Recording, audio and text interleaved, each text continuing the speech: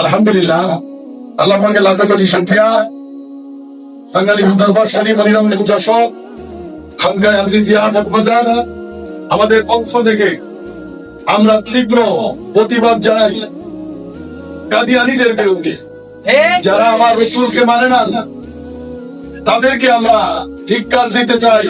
শুধু ধিক্কার না, যারা রাসূলকে মানে না তারা মুসলমান না, তারা কাফের।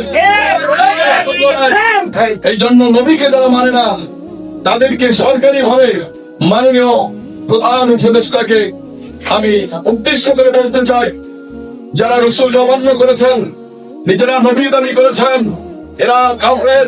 এই কাফেরদেরকে সরকারি ভাবে তাদেরকে অমুসলিম ঘোষণা করতে হবে। আমরা বাঙালি দরবার শরীফের পক্ষ থেকে তীব্র প্রতিবাদ জানাই। এই কাদিয়ানীদের কোন ঠাঁই বাংলাদেশে নাই। কাদিয়ানীরা কাফের, কাদিয়ানীরা কাফের, ঘোষণা করতে হবে।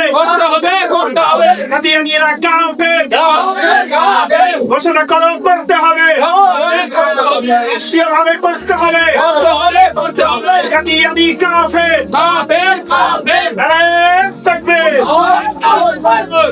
সুতরাং মাননীয় প্রধান উপদেষ্টা অত্যন্ত ভালো মানুষ, তিনি একজন মুসলমান হয়ে আমার নবীর সমালোচনা, নবীর বিরুদ্ধে যে বিশাল একটা ষড়যন্ত্র করতেছে হুন্ডির চক্রান্ত, এই কাদিয়ানীকে সরকারি ভাবে তাদেরকে অমুসলিম ঘোষণা করতে হবে।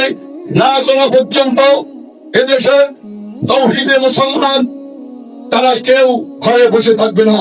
সকলে ঐক্যবদ্ধ ভাবে কাদিয়ানীদের বিরুদ্ধে আমাদের রুখে দাঁড়াতে হবে।